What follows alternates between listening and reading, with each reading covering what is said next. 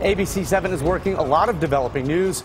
We're trying to find out who was shot and killed in central El Paso early this morning and why.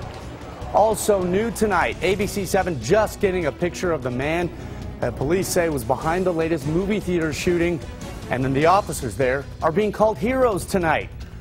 Also, a man accused of killing a pregnant woman and her unborn baby on trial in El Paso. We were in the courtroom today with testimony against the defendant, saying he tried to cover up evidence.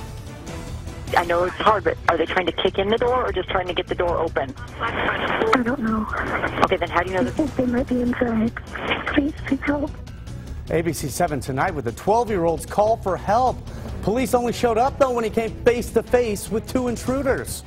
And you are not holding back on El Paso City Manager's $61,000 pay raise. Most of you think he doesn't deserve it, saying it's ridiculous, typical, and no way. This is not a raise. To me, this is just getting in the ballpark. Tonight, ABC-7 with the city rep who suggested that pay raise to begin with. Nichole? Record temperatures at the El Paso International Airport. Will we break or tie records tomorrow? We'll talk about the details in your full forecast. That's all coming up next on ABC-7 at 9. Get ready. You become part of the day's news right now. Live, where news comes first. From the Mesilla Valley and Las Cruces to El Paso and the borderland. This is ABC-7 at 9 on the El Paso Las Cruces CW. Hello, everybody. Thanks so much for joining us here on ABC-7 at 9 on the CW. I'm Bob Harp. We have all the stories that you're buzzing about tonight in social media. Coming up, but first, Nichole Gomez, you join us now with a sneak peek at the weather. I'm tracking what you're saying, and I'm tracking the heat. It was hot today, and we're still seeing those hot temperatures. But let's break down what we're going to talk about in just a few minutes and throughout your full forecast. We're going to take a look at the future temperature model, talk about your temperatures for tomorrow morning, just how hot is it expected to get, and the rain will return to the forecast, but we'll talk about those details as well. Bob? All right, thanks so much for that, Nichole. All right, topping our news tonight, we do begin right now with a man shot and killed early this morning at Van Buren near Cassidy Road in central El Paso. Tonight, police are still not answering questions on what many hours, about 17 hours of investigating, is revealing, and whether you should be on the lookout for the killer. Now, our round-the-clock news crew was on the scene within minutes after officers found a man who had been shot. EMS telling us the man was taken to University Medical Center where he died. Our video shows investigators looking for evidence, and you can even see in some shots officers locating bullet casings in a shopping center parking lot. Of course, we will let you know as soon as the police department releases any information on the man who was shot and killed, and we want to know why. ABC-7 with new information tonight. This is new at 9. We have a picture of the man killed after police say he opened fire in a Nashville movie theater. Witnesses say 29-year-old Vicente Montano sprayed pepper spray in the theater with only 3 people inside, though, then started shooting. Police say he was also armed with this hatchet. We got these pictures from the Tennessean newspaper. Now, moviegoers saying that he was swinging that hatchet at people. One of the victims was cut in the arm. Thankfully, nobody was killed. And it's being credited to police officers who were at the right place at the right time. Now, these officers were working a nearby car crash when they got a call of an active shooter inside that movie theater. Well, the officers were so close, they ran to the theater and they caught the man in action, shooting and killing him as he tried to run out the back door. Again, tonight, the officers are being called heroes. I just want to say I'm eternally grateful for the Metro Police Department for the absolutely phenomenal job they did coming here, the speed with which they got here when they were called. Well, a Nashville police spokesman tonight saying Montano had a background of arrests and he suffered from mental illness. Tonight, this has you talking on our Facebook page. George telling us that's why I'm for concealed weapons. It may not save everyone, but it will make low lives think twice. Billy saying that's why I carry when I go everywhere. People are nuts these days. It's a shame. Carlos saying, this needs to stop. Robert, gun-free zones don't work. And Trish, the world is at its worst. And then Rob saying to his friend Ashley, only watching movies at home now. Okay, now to the brand new developments in the Ruben Casares murder trial. Now, he is accused of running over a pregnant teenager. She and the baby both died. Now, Casares is charged with 2 counts of murder. Prosecutors say the 40-year-old was stealing drugs when he ran down Alma Rowe back in 2013. Today, Casares' sister-in-law, Liz Moncaya, testified about a conversation that she had with Casares' nephew. She was wearing a wire at the time, and Moncaya told the court David Casares, the nephew, knew his uncle tried to hide evidence by putting new tires on his Jeep. In the wire recording, you can reportedly hear David saying that's why they don't have evidence, but denied that he saw Ruben change the tires. Of course, we will be in the courtroom tomorrow as the trial continues, so look for an update. Also tonight, 2 people taken to UMC after a motorcycle crash. We're trying to find out how they're doing. Now, this happened early this afternoon on the 5,000 block of Montana, not too far from Chelsea. Now, when our photographer got on the scene, officers were keeping traffic back away from Montana and Huckleberry. The motorcycle was on the sidewalk, as you see there. Police saying EMS took 2 people from the motorcycle to UMC. Again, we're trying to get an update on their condition from police. If you were caught in traffic on I-10 East this afternoon by the Spaghetti Bowl, it was probably because of a truck that crashed into one of those new decorative pillars.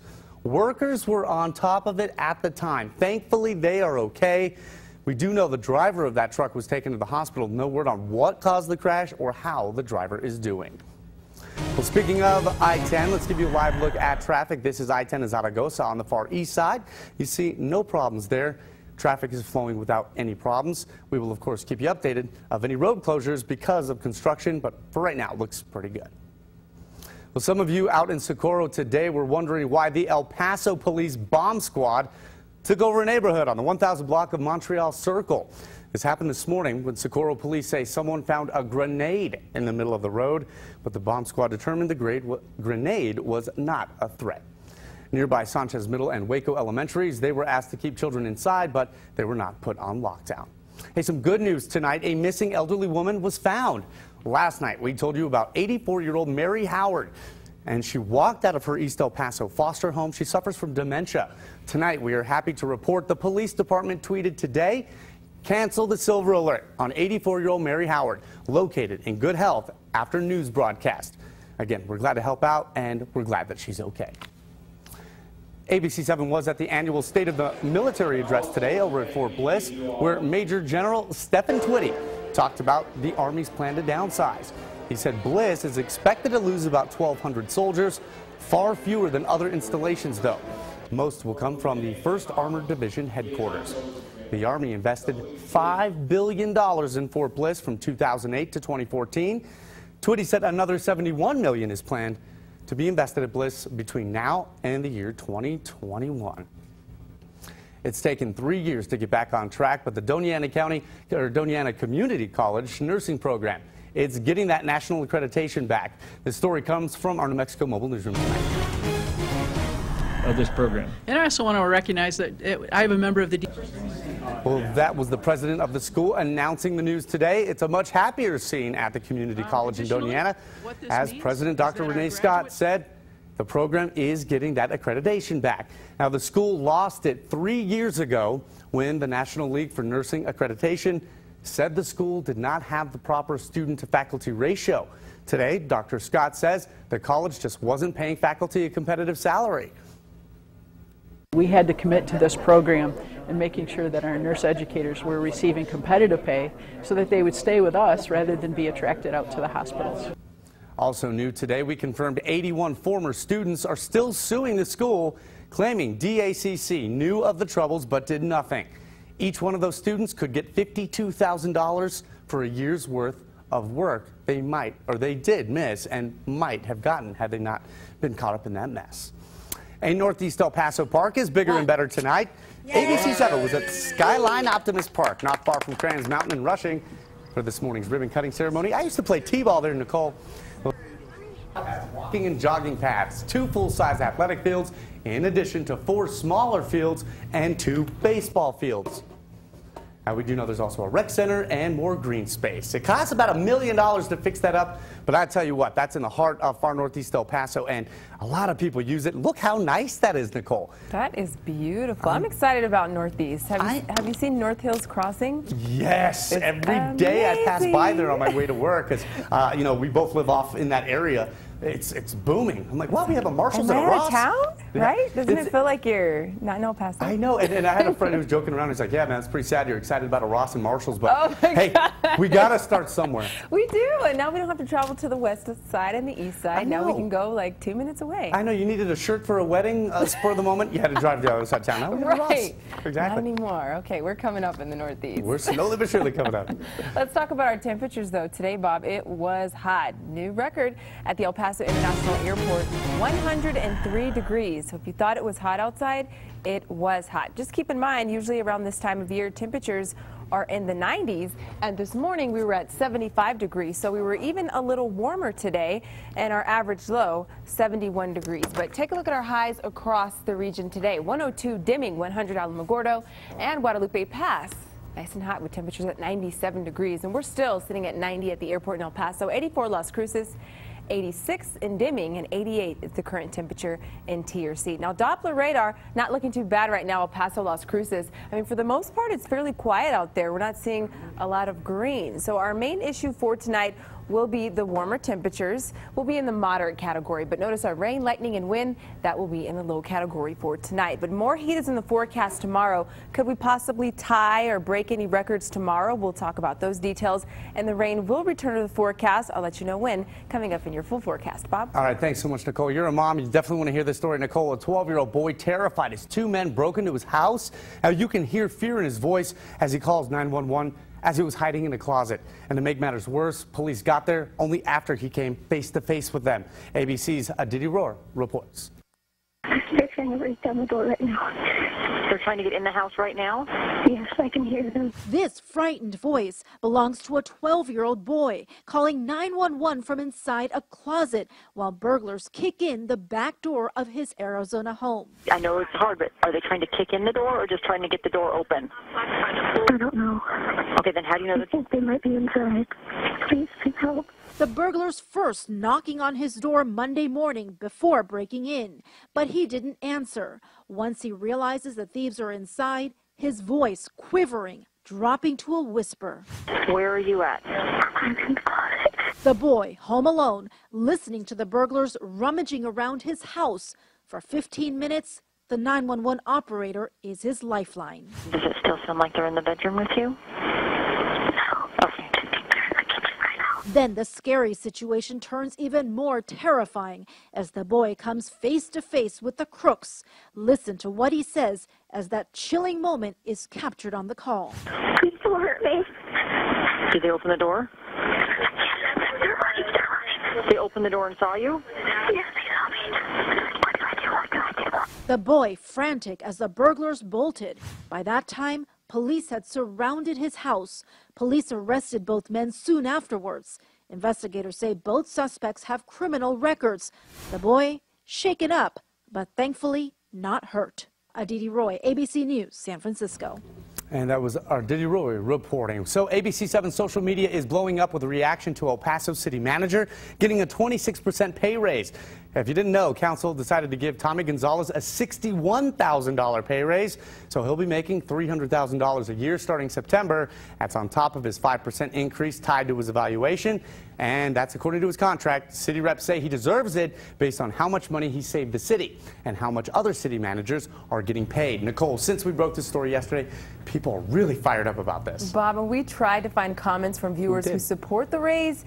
We really did, but they just weren't there. But one we did find from Judith, who says, think people, he got hired to do a job. He's getting paid for it. However, most of you don't think he deserves it, saying, no, what a joke, absolutely not. Let's get rid of him. That's what some of you are saying. Well, here is one city rep who agrees with most of you.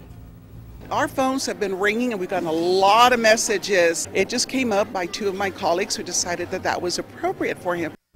Well, City Rep Lily Lamone, who you just heard from, was one of just two city reps, along with Carl Robinson from Northeast, to vote against raising the salary for the city manager. Now, Lamone is looking into undoing council's 6-2 vote. So today we caught up with the city rep Larry Romero, who says his pay raise, or Gonzalez's pay raise, was his idea. First of all, let me state emphatically that he did not approach me or any of the other council members, to my knowledge. This is not a raise. To me, this is just getting him in the ballpark where other city managers our size, the salaries that they're making. And for the record, Mayor Oscar Leeser was against the pay raise, saying the city manager is performing well but is already under contract. Nichole, tell us what people are saying at home tonight. Well, they're talking. Monica says, I don't care if he saves tons of money for the city. If the city can't get raises, why should he? And Vivian says, El Paso city government is messed up like always. And Nikki, and yet teachers are struggling to get a 2.5% increase. That's my friend Nichole Acosta, lives in Austin now, but still keeping tabs on El Paso.